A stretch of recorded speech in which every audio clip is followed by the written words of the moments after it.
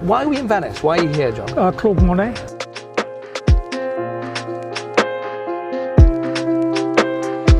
We're pretty much where he was. I'm working on a project with Castle Fine Art and Washington Green.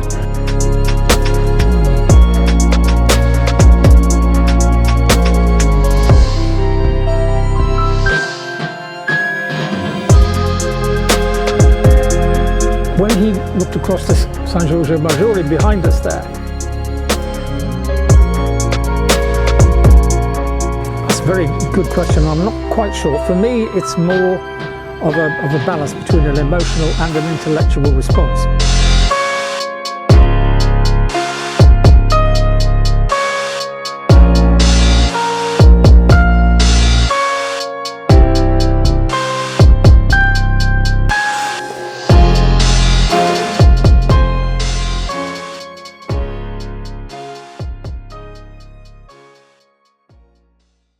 Hi, I'm Max Walker&Williams, and today I have the privilege of being with John Myatt. John is one of the world's greatest artists in his own right, but he has a very unusual backstory and life experience in the art world.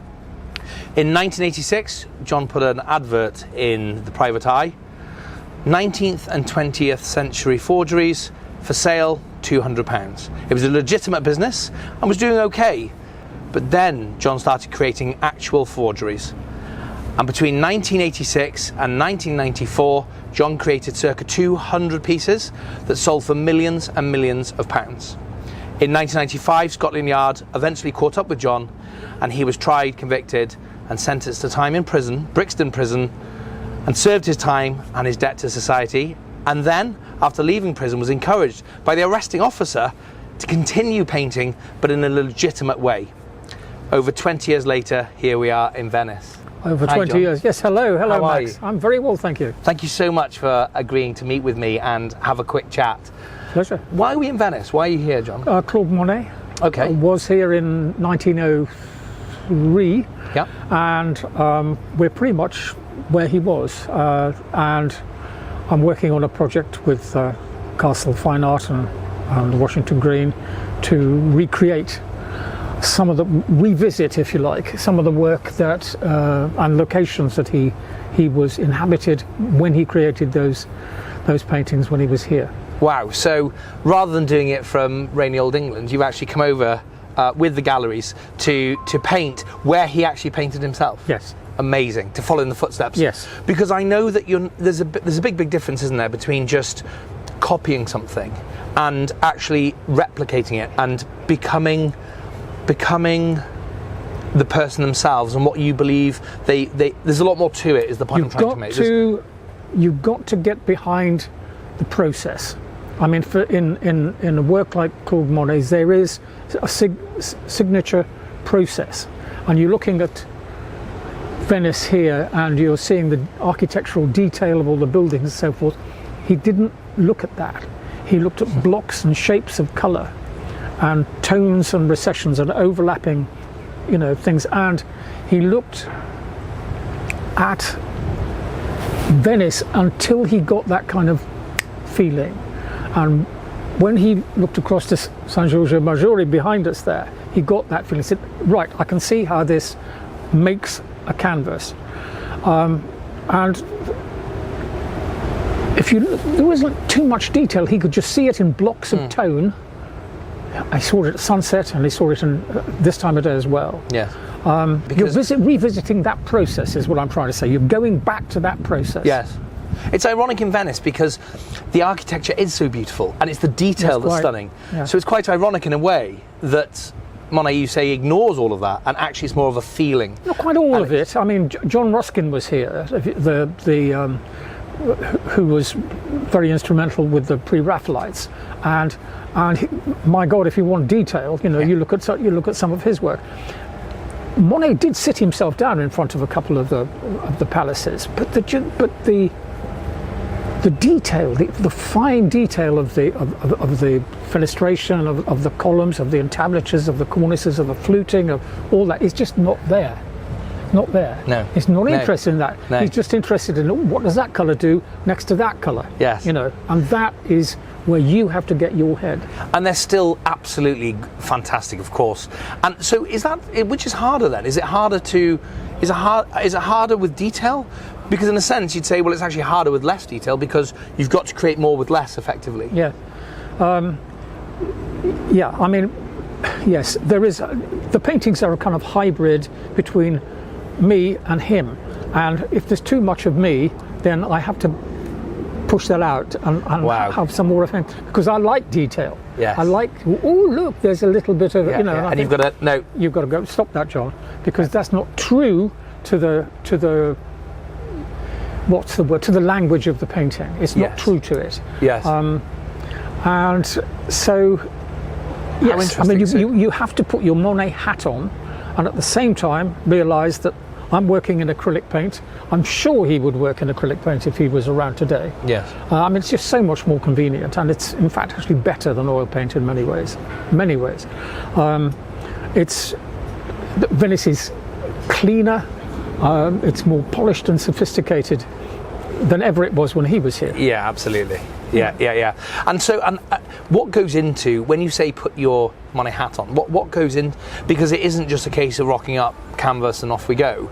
I know that you study, you like to know everything about the artist that your homage is to. One of the most interesting things he said, and you do look at things he said, was just imagine that you've been blind and you haven't learnt to see, and you're looking at a tree. Actually, you don't know that it's a tree. It's just a green thing in front of you. Yes. And so you mix those colours without knowing. And he consciously tried to replicate that kind of vision, which was kind of stripped of an overlay of, you know, here are the rules of perspective, and here's the rules of atmospheric perspective, and here's this and here's that, and just concentrate purely on that moment of seeing. And that's why I think when I'm working, if I'm working here later on today, there won't just be one canvas. He saw something, he saw an effect of light. Yes. And then that effect disappeared, another one replaced it, so that was another canvas. Now, of course, he took all these canvases back home. Yes. And it's so much easier to work back home. There weren't any, you know, your canvas didn't blow over, there weren't any people coming up behind you going, oh, I don't like that look, you know, or, didn't get that right, did you? Seagulls, you know? And so he'd have multiple canvases Yes, that started the same time at the same day, just when lights and things, when the light changed, Yes. and then he'd finished. So He'd done that with the Haystacks. I had no idea. Haystacks, the series, he did that. Of course, because there's multiple. I hadn't realised. I don't think a lot of people realise that they all started at the same time. Yes. Wow. They all finished obviously at different times. What's that cathedral he did? Rouen Cathedral, just the front of it. Of course, but to some extent the water lilies was just the same. So the format, if you like, remained the same in many instances, but the light effect changed. And it was just effect. In fact, he called his paintings effects. Yes. Of the same thing. Yeah. And how far do you take it then? You know, do you dress differently, walk differently, eat differently when you're Monet compared to Chagall, for example? If one of them had been a vegetarian, do you stop eating meat? You know, how far do you take it, or is it just knowledge? Is it just knowing, and then sort of filling in the blanks? Because clearly they're not here today. That's a very good question. I'm not quite sure. For me, it's more of a balance between an emotional and an intellectual response. Because there is a big element of technique in what you're doing. In other words, if you mention Chagall, you know, you do not use Monet technique when you're painting like Chagall. No, there are hard and fast rules. Yes. Yeah. And you know, certain. So you perhaps arrive at a moment in a painting when you're putting two very bright colours next to each other, and you kind of an alarm bell goes off on your shoulder and said, no, Monet actually wouldn't have done that. And you think, well, shall I leave it or shall I take it out? What shall I do with it?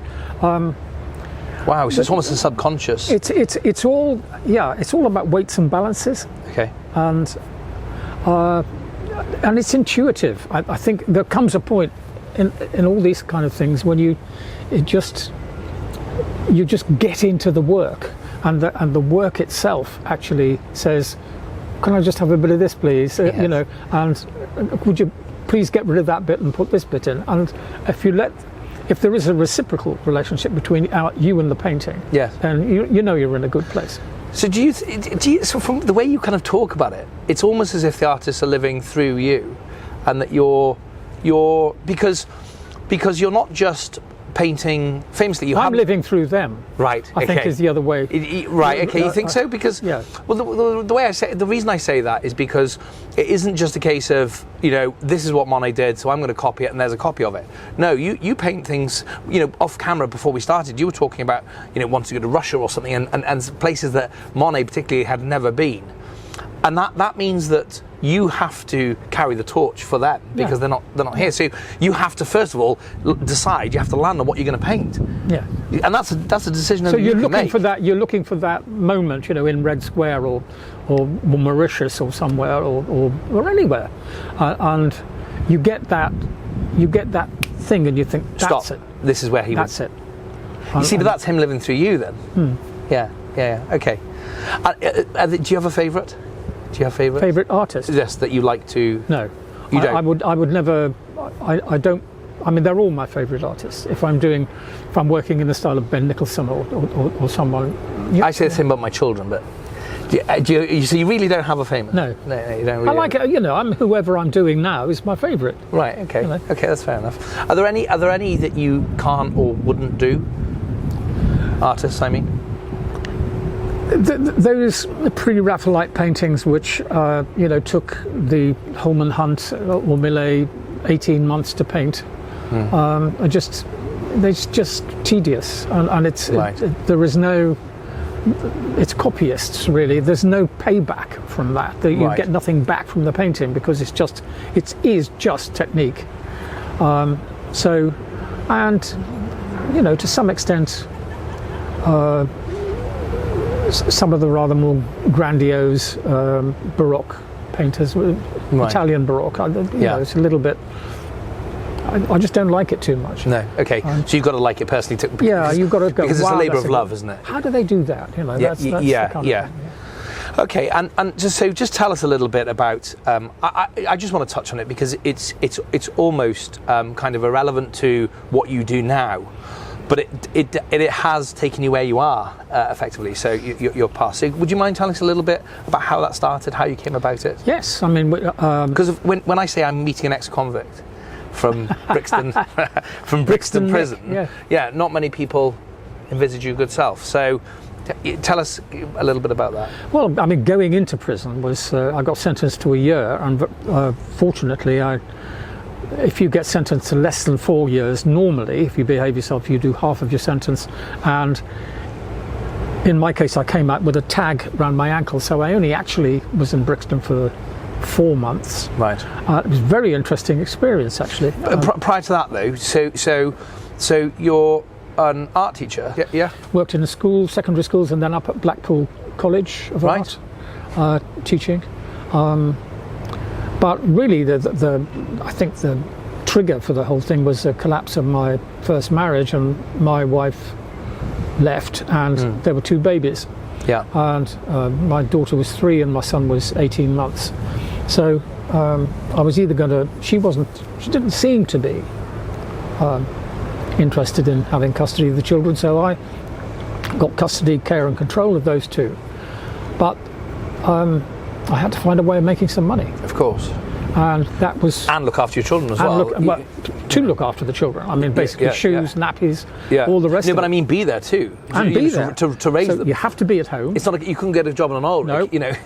I got no money, so I couldn't really afford... Well, I haven't got enough money to pay for someone to look after the children while I went out and made the money for the person to look after the children. Sure. So I stayed at home and put the advert that you mentioned into Private Eye. And that actually, before it became criminal, was just about washing its face. And presumably people were ordering the Mona Lisa or, anything or like that. Yeah. Strange things. Really? What's the strangest The nicest request? ones were, could you do a portrait of by Joshua Reynolds, but can you change the face? Yeah. I would love to see my husband, girlfriend's, or whatever face on that painting. My name here. Yeah. So a lot of that. It was good fun. You met some nice people. But and when you say strange ones, do any stand out in your memory? one was a skeleton in a landscape, making love, if you like, to a nun who was naked from the waist up. So that kind of thing, and That's you kind unusual. of thought, okay. Okay. Yeah, So but I'll post that it was to you. one the children didn't see because Don't come and collect it. Daddy, what are you doing? What a strange one. I wonder where that painting is now. I do too. Yeah. Okay. And so we're doing this, and it's wiping the same face. You're breaking even. You're doing. You're treading water. Yes. And then what happened? Well, then, of all these customers, there was this one who just kept on coming back. And to cut a very long story short, by the time I got to about 15 paintings with this man for £200 a time, he'd run out of ideas, and he said, "Well, John, what would you like to paint?" And I said, "Oh, well, I love Cubism. I mean, 1907 Picasso, Braque, and all that. And Right. Okay. the Bateau Lavoir in Paris." And so I painted a very small elliptical Cubist painting based on a drawing I'd found, and he framed it, and he took it into Sotheby's, Christie's, one of those Christie's, I think, and they valued it at £25,000. Wow. So he said, "Would you like £10,000 in a brown envelope, or would you prefer your 200 quid?" So. And you're treading water with two young children, and I mean, it was everything. I remember the first thing. It was a new stair carpet. It was new beds for the children, and all that kind of stuff. all the stuff you'd been working out in your head, like how the heck am I going to pay for this? This is going to take 6 months. That's going to take, and all that goes away, and instantly you've got it. When you've And your got no kids are money, I mean, just about everything, the taxing and insuring the car, or putting food on the table, we take it completely for granted. It's for people who. Looking back on that situation, it's an absolute nightmare. Yeah. Constant struggle, wearing constant struggle. Just trying to keep one step ahead. I'm quite often getting rude letters from the bank, and then trying to find some money to put into that to clear that debt, so you can move forward. I just had enough of that. And you just wanted to live. I just wanted to just be in a place where I could just get on with my life. And frankly, when we proceeded from there, and he said, "Would you like to do some more of the same?" I thought, yeah, why not? I mean, no one's getting hit on the head and beaten up here. No. It's let's just do it. Yeah. So, and this is an interesting thing. This is more of a philosophical thing. But if I pay £25,000 for that painting, it's then worth £25,000. Oh, and then some. Yeah. And then some. Yeah. No. At what point? Where is the moral line, if you like? If you paint something in the style of that is presented as an undiscovered, and I buy it for £5 million, the price is irrelevant. Whatever I buy it for, it is then worth. Certainly to me. Yes, exactly. Yeah. And then if I sell it on at more money, and it's worth that money to the person who buys it. So the fact that it is a variation of, where I struggle to see. So do I. The fraud, if I'm honest. And you're just going into a kind of thicket full of brambles and ferns, and you're gonna get yourself. I mean, basically, currently I do lectures, Zoom lectures twice a year now for Sotheby's in Bedford Square. I used to go down physically, but now I do it on Zoom because I can show them paintings. Yeah. And it's a curatorial course. And one of the things you talk about most of all is authenticity. What are the proofs of authenticity? Yes. And in that business, in the art business in particular, the proof of authenticity resides usually with one individual or with an institute, which will say, okay, we've seen this painting, yes, we think it's authentic, or no, we don't. It trades on our name, on our good standing. That is it. So if you're the person who is an expert in, say, I'm just to think of Gustave Loiseau or something, you're the guy to go for. I've got painting that it looks like signed by, it's on the right kind of stretches, but is it a Loiseau? And he'll go. Now, of course, the corruption then comes in. You see, that's the point where corruption enters the market, particularly for someone like Modigliani. What was happening was, look, I've got this, or even I know someone who's painted it. I'll give you 50,000 francs. Wow. Can I have will you give me my signature on this painting, in which case it might be worth upwards of 100,000, 200,000 or whatever. So much of that went on. I mean, that's a different thing then. Now it takes a bit of a turn there, doesn't it? Because there's actual fraud taking place where you've got a document that says this is something when they know full well it isn't. They know it isn't, as long as they get... Yeah, what I'm talking about is if I value this painting, which is a fake, at £5 million, then it's worth £5 million. Yes. But that's a slightly different thing. Wow. And a lot of that goes on in the art world? Or more I think some must go on. I'm the only person who actually discusses that, and I mean, it is a matter of record that the man who is currently trying to authenticate a proper authentication of Modigliani's catalogue has been told that he will be shot and his family will be shot unless he includes such and such an item in his catalogue raisonné. That's it. I mean, he's stopped doing it now because, I mean, he's going to get killed. It's just not worth it. Wow. So they're desperate to avoid that kind of conversation. Of course, we just want to think now that everything is completely hunky-dory, but it never is. I mean, if you go back to someone like Jean Vermeer, there were, at the beginning of this time, 100 years ago, there were probably about 180 Vermeers. Now there's 75, 80. Wow. So they've stopped being Vermeers and been, Jan Steen or someone else, But Vermeer is the name you want it to be. Yes. And they've fallen away. Right, okay. Because somebody said. Yes. Now, where somebody could well come back in 20 or 30 years' time, with provenance. That disattribution was wrong. Yes. Because, new evidence has come to light, or I have a better opinion, or whatever. Oh, that's really interesting. And so, okay, so now, so clearly, the money is taken, and the process continues. So how does it come amok? How are you caught? How does Scotland Yard get involved? Caught because I did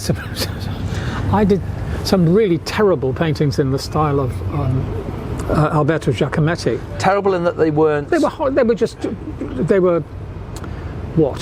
They were paintings to show, to say, look, I could do something like this. Yes. But it's wrong. The feet are wrong and the knees are wrong. Don't forget that. Doesn't matter. Doesn't matter. I can get the provenance because he was, faking the provenance really. Yes. And of course, I can. Oh well, all right then. I just dropped them, and that was the beginning of the end for us. Right. Because the people it got sloppy. Effectively. Yes, it just got lazy. Yeah. Oh, this is good enough. Right. The ones that are still out there, I think there's about 120 paintings kicking around, which are all over the world now. That are yours, 120 yes. that are yours, yeah. Do you know where they all are, or any of them are? I know where some of them are. Do you? Right, okay. United States, a lot of them. Right, okay. It wasn't all sloppy, is what I'm trying to say. No. I did actually try to work properly sometimes. Do you think were they sloppy because you were trying something new, and you were saying, your explanation for the sloppiness was, I was just creating stuff to say, look, we could do something like this? Yes. Or do you think it was subconsciously that you'd had enough and you were trying to get caught, in a sense? I was certainly fed up with it. I mean, just fed up and just. I was fed up with the whole damn thing. I mean, my children were older. I was coming around to the fact that I had committed quite a serious crime, and you weren't desperate for the money now, presumably either. That hunger had gone. I phoned him up and said, I'm going to stop doing this, and I did.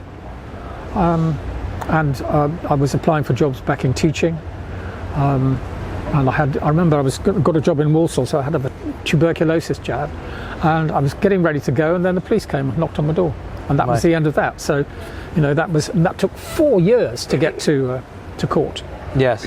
So you had to wait for. I mean, it's awful because it's such a hard thing because I think if I said to most of the general public, this is the crime, it would be so hard to guess the time. Because 4 years, 5 years, 10 years, yes. Who the hell knows? They were telling me I could get 6 years. You get 6 years, John. So I thought, oh, really? What's going to happen to the children, and what's going to happen to the? I need to live with that for 4 years, which is almost worse than what the sentence you actually had. Horrible. Yeah. But I was very lucky, very lucky, and I obviously pleaded guilty.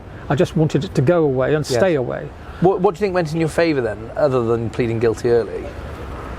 That story was really he was selling paintings to raise money for the other chap. A war that was going on in Serbia or somewhere. It was a very complicated story, and I just sat in the witness box for about 4 or 5 days when he was coming up with all this, and I just said, look, I'm not clever enough to sort of come up with any of this stuff. I can just tell the truth as it happened. You know it's the truth.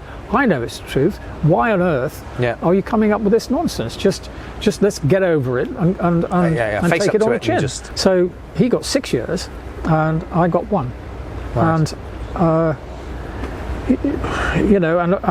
I got a lot of support as well from people back home. So I was getting letters coming in. Several letters every day, and my friends at home. And what were they saying? What was the general gist? It was just saying, don't worry, everything's okay. We're feeding the cat, and all that kind of thing. Just like chin up sort of stuff. Yeah. Moving forward now, jumping forward, you've come out. You served your time. Is it correct that the arresting officer encouraged you? Yes, he did. Yeah, he called me up the day I came out, and he said, "What are you going to do?" And I said, "Well, I think I'm off to the garden centre because I've got a job down there, I think." And he said, "Oh, don't be ridiculous, John. You're going to work in the garden centre. You can. Would you like to paint my family portrait?" He lived down in Barnes in London at the time. Right. He lives in France now, and £5,000 would like what? And then they all came out of the woodwork. The barristers, I painted for the 2 paintings for the barristers, the former of the jury. Right. Then just recently I've done a prison officer in Brixton, who was there when I was. Right. Took one of my Brixton drawings and we sent it down to him. Fantastic. It was a strange thing. I mean, you do not expect. So they all secretly admired you, clearly. Something like that. Yeah. You don't expect that degree of acceptance, I think. Appreciation as well. Almost willing to pay. Yeah.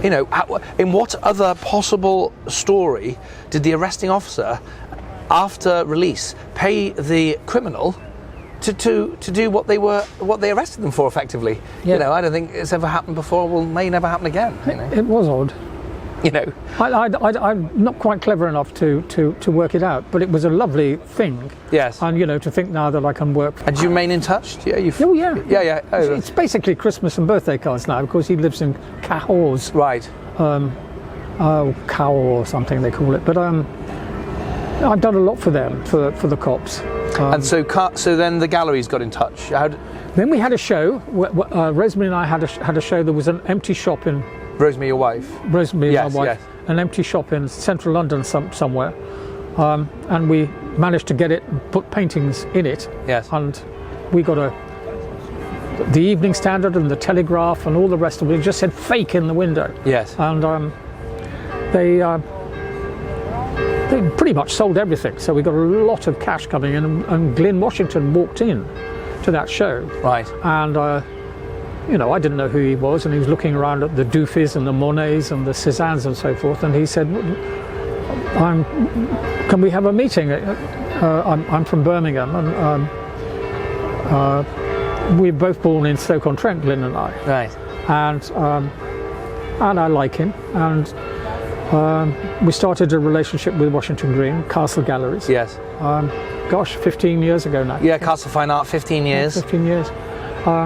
And what a fantastic relationship it's been, because people like myself have had the wonderful privilege of being able to buy some of your work and enjoy it very much. I was saying earlier, I can't put it in my study at home in my office because I don't get any work done. I just sit there staring at it the whole time. So thank you very much for the distraction. It's absolutely fantastic. No, well, for me, it's been a really interesting journey, to go from that feeling of complete hopelessness when you think, 6 years. Yeah.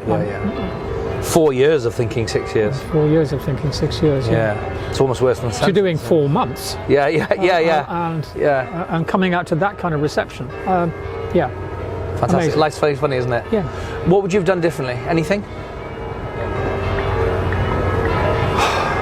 That's so hard. Would I have?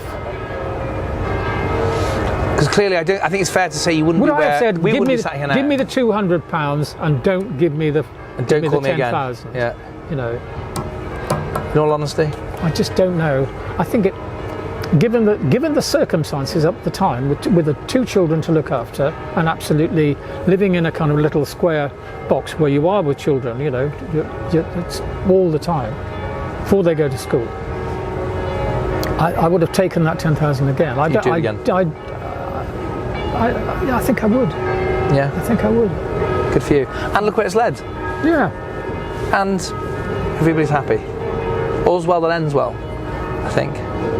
As Shakespeare said. As Shakespeare said. John, thank you so much for your time. It's been an absolute pleasure and an absolute honour meeting you. Oh, thank you. Hope you enjoyed that, guys. Thanks ever so much for watching as always. I'll see you soon.